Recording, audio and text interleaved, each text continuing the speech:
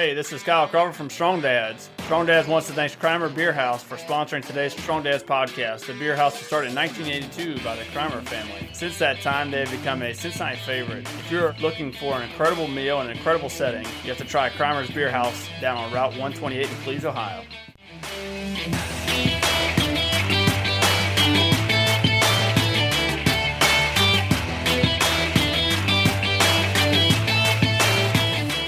Hey, Strong Dads, this is Merle Hutchinson. Hey, hope you listened to last week's show for part one with Christopher Brown and the National Fatherhood Initiative. You got to hang in there now for part two. Man, what about the trends and the different things that we're seeing? You got to listen to this show. Man, if this doesn't wake you up, nothing will. This is great stuff. So enjoy the next part for part two.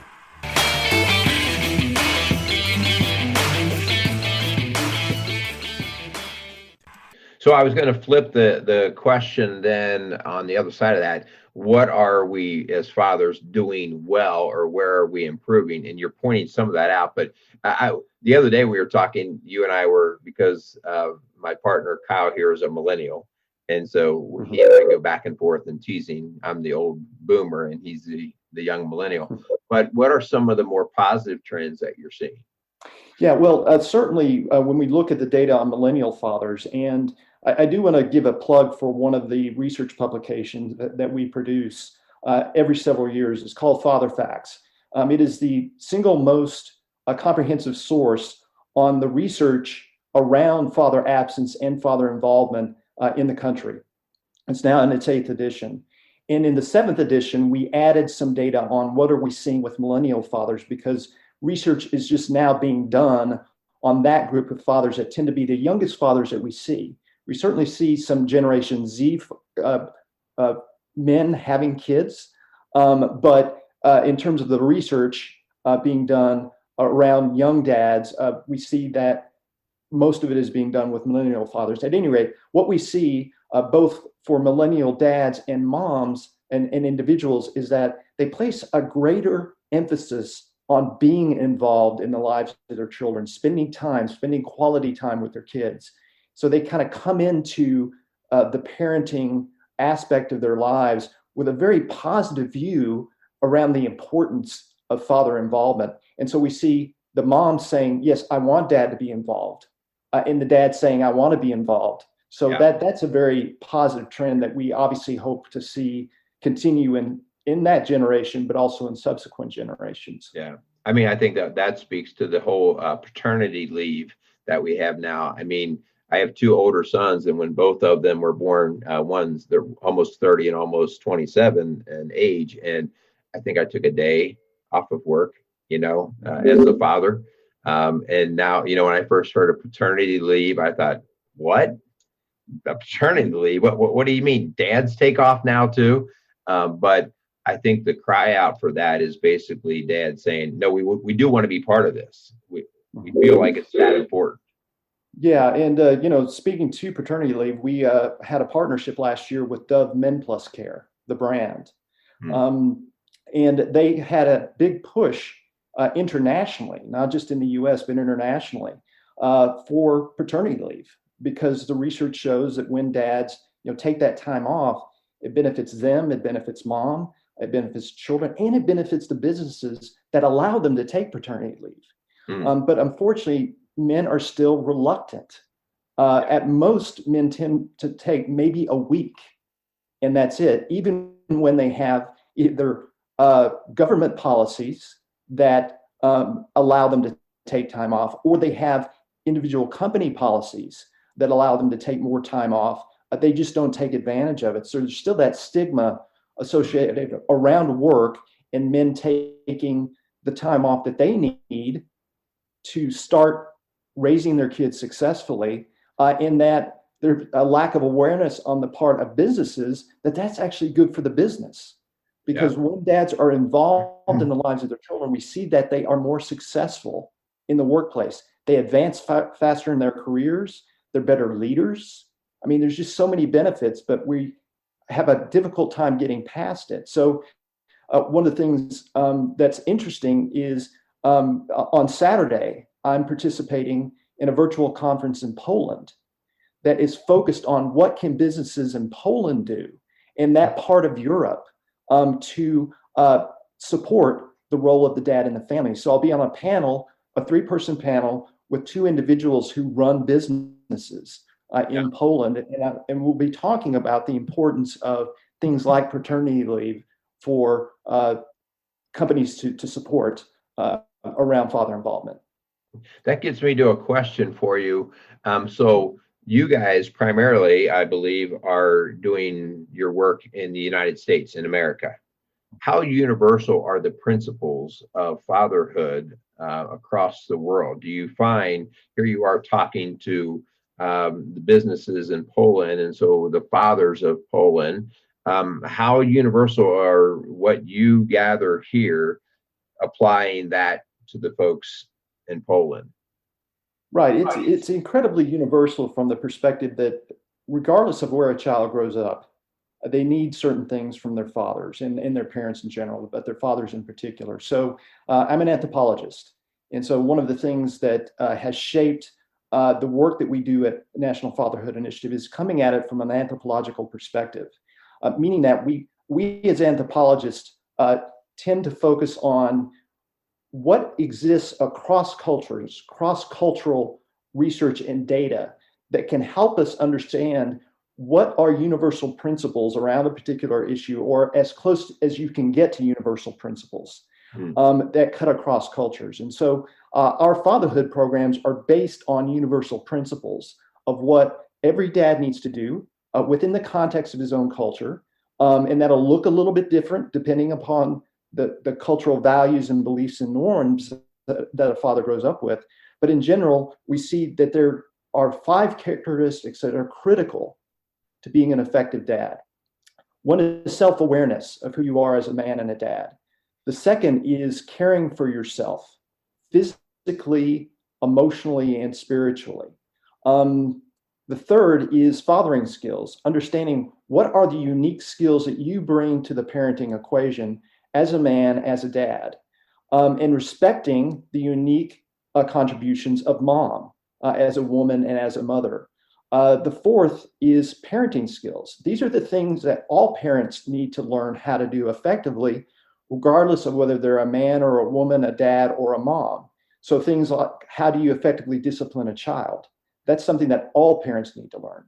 And then the final one, and this is something that's often not talked about, particularly in this country or in parenting programs in general across the globe, is that relationship skills are critical to being an effective dad. So your ability to work with mom, yes, regardless of whether you're in the home or not, is very, very important.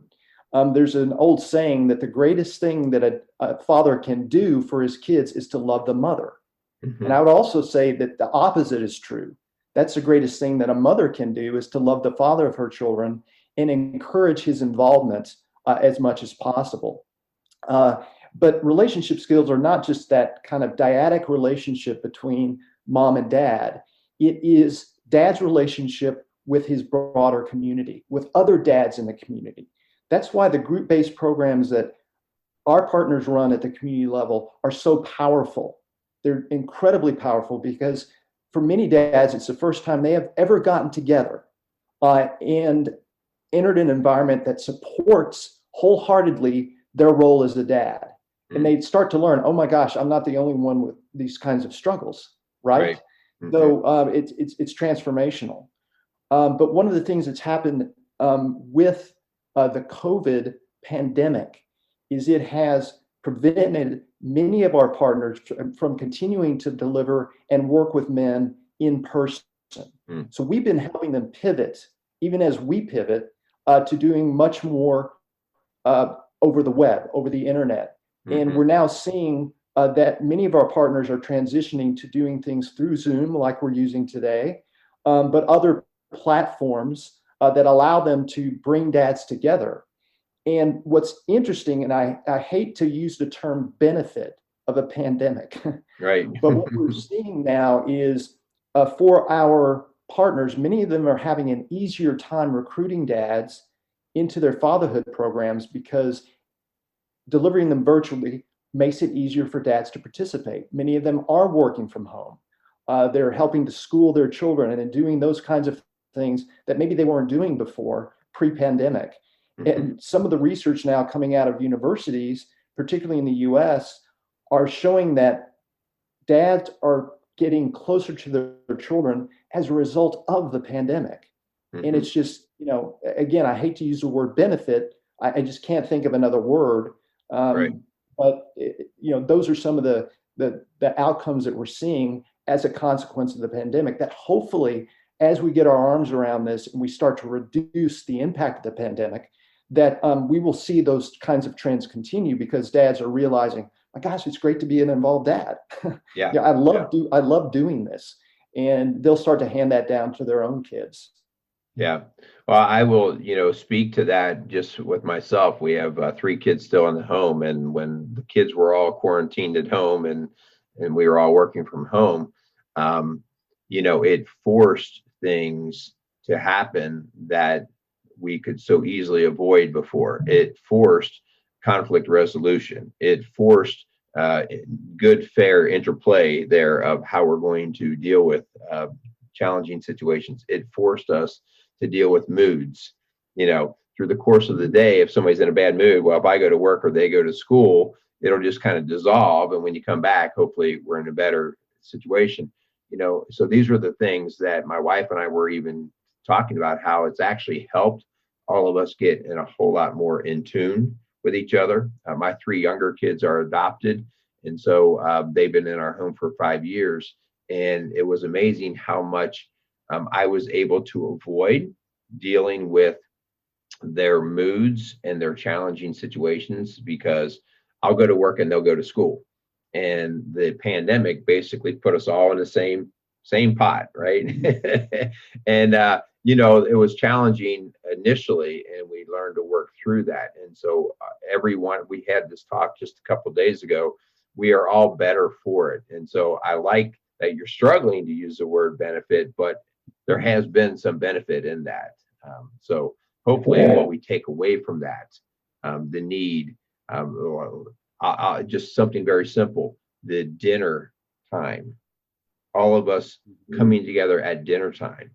Prior to COVID, all of them were involved in sports. Everybody's doing their own thing. And we started doing dinner consistently 5 and 6 nights a week, which that was not happening. And now the kids are like, when are we eating? And then we always have a question of the night and have some discussion with it. And so now you're actually having our kids sitting there eating and then pushing their plate into the center of the table and kicking back for another 10 or 15 minutes and having discussion. That's all because of the situation we were put in. And, now we realize the benefit. So just to your point. Yeah. Absolutely. Yeah. So I do have a question for you. And you touched on this just a little bit. A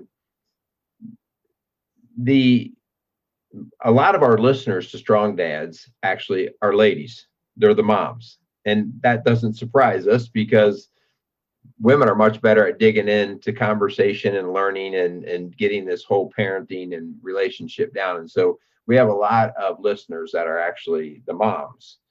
And in my work as a marriage coach, I find it's very important that dad pour in to mom and make mom the best version of herself. But I also find it extremely important, and our culture has messed with this, that moms pour into dads and bring him up and encourage him, that she needs him, kind of thing. What does the research say, and what can we talk to our ladies about, how we need them to really bring those dads into the picture? Yeah. Well, when you look at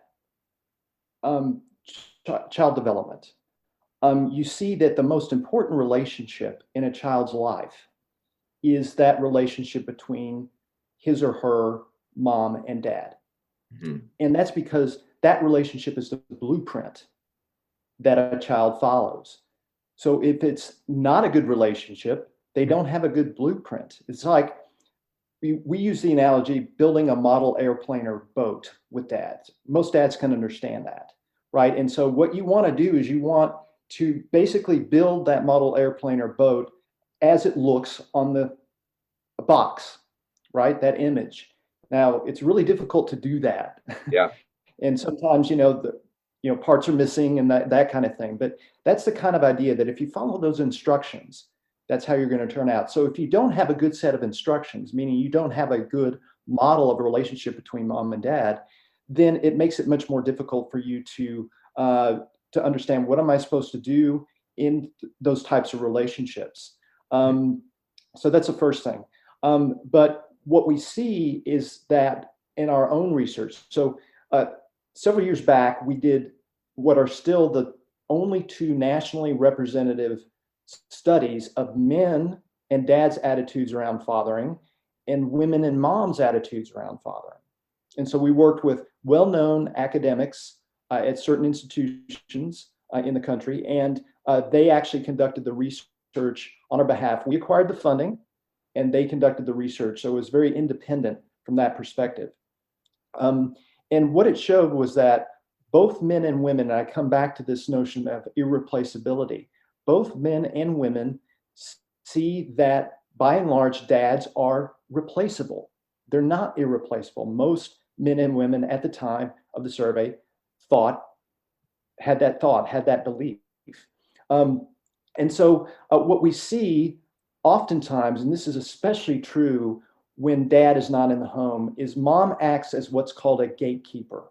She engages in what's called restrictive maternal gatekeeping. And this exists even with married couples, is that mom will unconsciously and sometimes consciously restrict a dad's access to his kids when it's not necessary, and certainly when it's not in the best interest of his children. There are very few instances, and there are too many of these, but again, when we look at it from a population-based perspective, there are very few instances in which dad is actually a danger to his kids and to mom, even though we see lots of stories these days about that kind of thing. Right. But when you look at most dads and moms, that situation does not exist. But yet mom will, because maybe she's angry at dad for whatever reason, maybe she has had her own issues with men and fathers in her own life. She has an overall negative view about the importance of dad's role. So that's why we, several years back, started to create, and this comes from the research, programs for moms that help them understand, one, why are dads so important? And two, what can I do as a mom to better communicate with dad and bring him into the fold? And so this was based on research that had been done that compared dads who just went through a fatherhood program to dads who went through a program, and the moms at the same time went through what's called a gatekeeping program, where she became more of a gateway than a gatekeeper in terms of access to his kids. We saw that father involvement increased above and beyond for those couples who were working together than for the dads working alone. So a lot of our partners run not just our 24/7 dad program, evidence-based, our Inside Out Dad evidence-based curriculum for incarcerated fathers, but run our program for moms called Understanding Dad, which is an 8-session or 8-week program that takes moms through that process. And evaluations of that program have shown that it reduces parenting conflict in those relationships, and that both dads and moms, when moms go through that program, see that by the end of the program, dad's access is increasing, and their perceptions and beliefs around the importance of dads are improving. And so that's why it's so important to work on that relationship between mom and dad as hard as you are working as a dad on the relationship with your kids. Yeah, boy, that is excellent stuff. So we always do talk about that, the idea that we have to work together. We have to get mom and dad aligned. And when we don't, we tend to blame our children for this. But if mom and dad are not aligned in how they approach the love of and the care for their child, the child will go to the path of least resistance. And the next thing you know, you have parents being pitted against each other. And so we can't blame the children for that, right? I mean, they're doing what is going to work out, hopefully, in their best interest in the short time. Yeah. And so as parents, they're outsmarting us a lot of times. And so the importance of mom and dad being aligned. And I see that all the time with the situation of, I like the phrase, I don't know that I've used the word gatekeeper, but I'll see moms be a gatekeeper, especially in the world of discipline. And if they don't like something, they will protect the child from the father's, I'll say, more stern or harsh discipline. And again, this is just a generalization.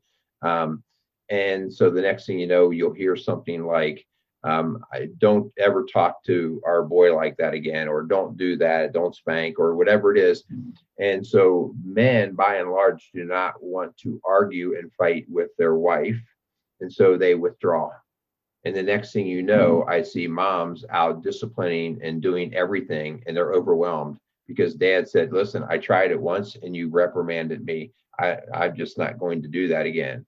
And so everybody loses in that situation. So we strongly encourage moms to say, hey, on his best day, he's not going to be probably as loving and nurturing, as soft as you, but on your strongest day, you may not be able to deliver what he can bring in terms of the masculine side. And so when they recognize that, we see in our practice here huge benefits to the whole family.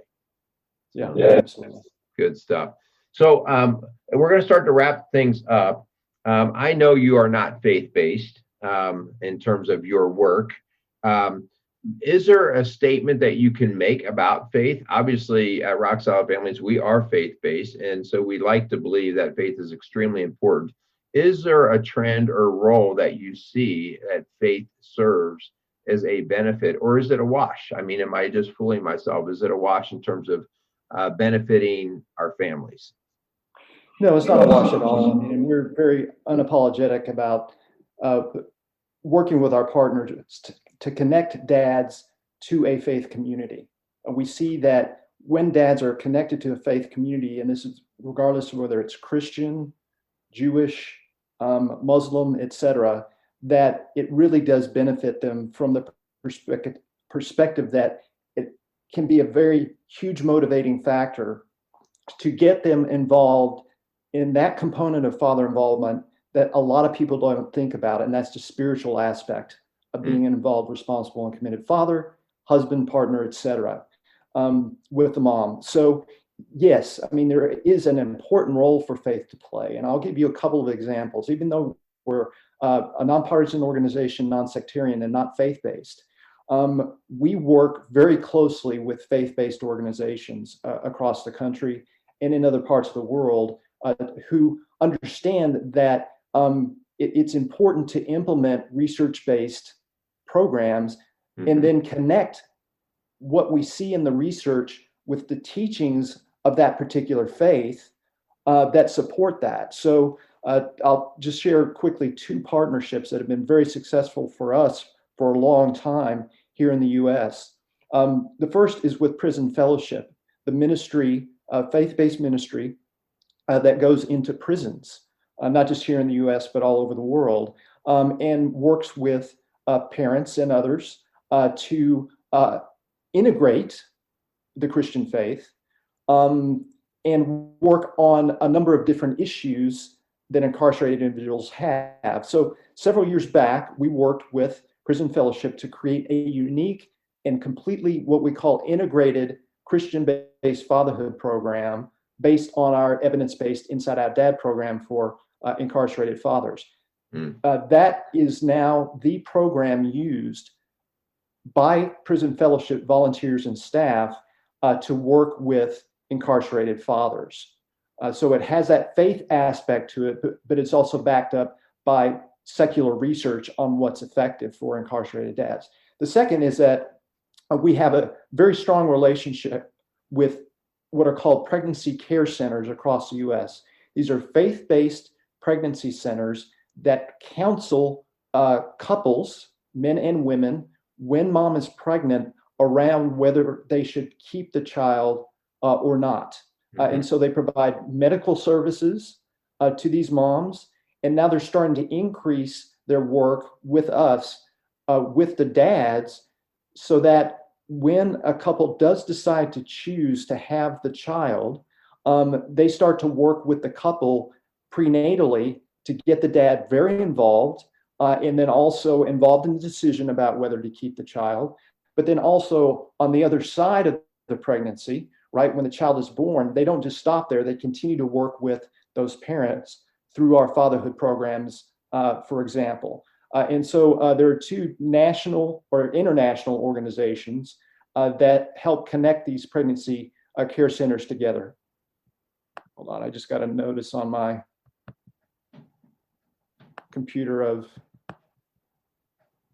You there? an update. Yeah, I'm still logged in. I just need to get back to, can you still see me? I can see you, yeah. Okay. Well, at any rate, I can't see you right now, but that's okay. Oh, there we go. I got you. Love technology. So one is called CareNet. So it's a national organization of faith-based pregnancy centers, about 2,000 plus. We have a very strong relationship with their national organization, as well as the centers that are part of their network, to work with them to increase father involvement through the use of our resources. And then another one is called Heartbeat International, which is very similar to CareNet. Some centers are members of both networks, and some just one of them. And we also work with their network of centers to increase father involvement. Lots of great work, bottom line, going on with those types of faith-based organizations. So really, really important work that faith-based organizations are doing. And, our perspective is whatever works. Yeah. And so we're not making judgments about where an organization comes from or an individual comes from. If they want to do this work, we're here to partner with them and support them in that endeavor. Yeah, that's fantastic. I'm very closely involved. I'm on the board of a pregnancy care center here in our local area. And my part of that is to actually, I lead up the father side of it. And so I've been doing that for the last couple of years.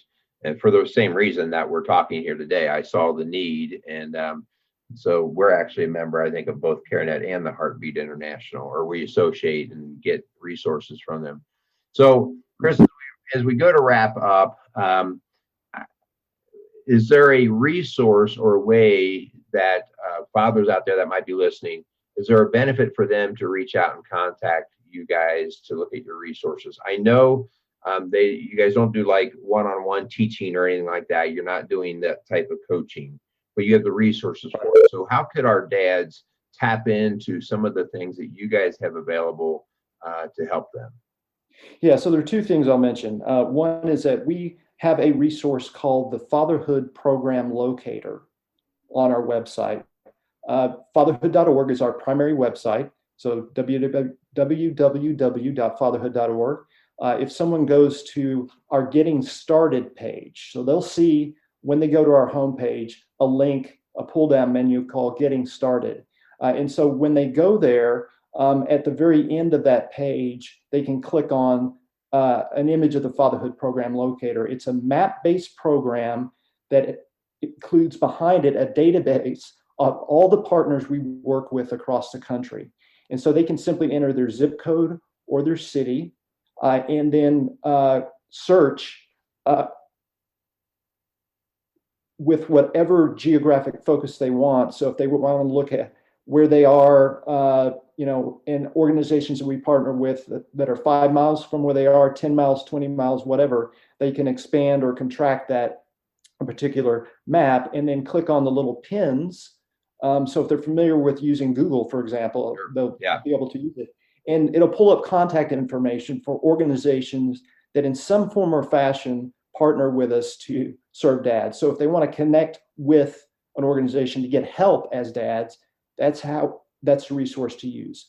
Now, if they also want, and we see this a lot, is individual dads who are currently raising their kids, or they've raised their kids like me, and they're empty nesters, and they want to give back. They want to work with other dads and mentor them.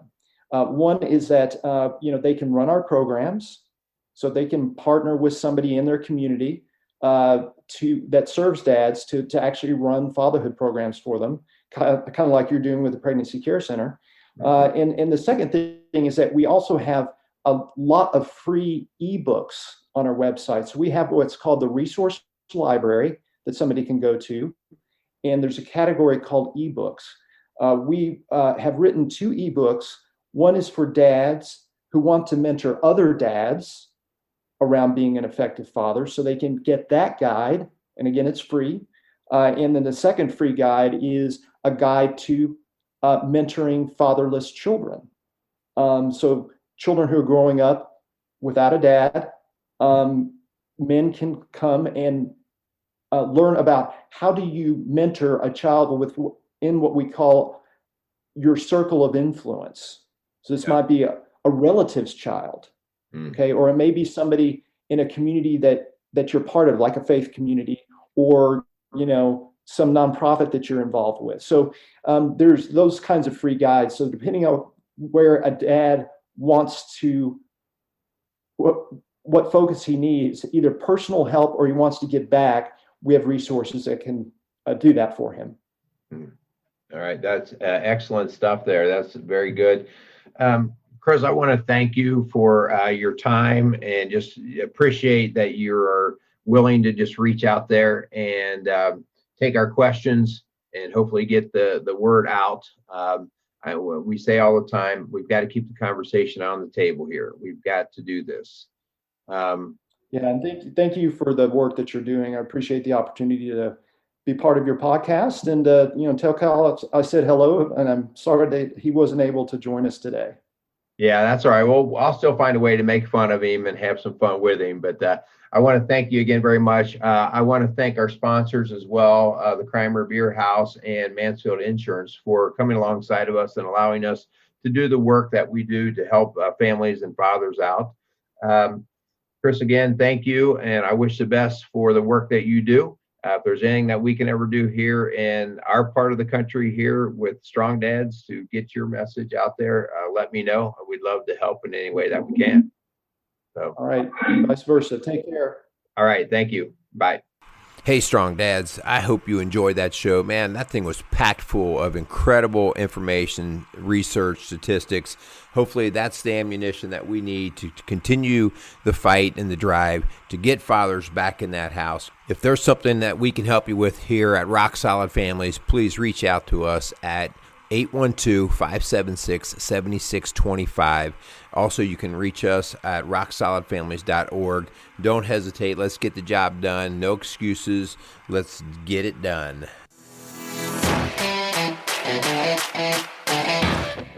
Hey, this is Merle Hutchinson from Strong Dads. Strong Dads wants to thank Mansfield Insurance Agency in Bright, Indiana for sponsoring today's Strong Dads podcast. Established in 1981, the Mansfield Insurance Agency has been dedicated to the individuals and businesses in Bright, Indiana, serving clients throughout Indiana, Ohio, and Kentucky.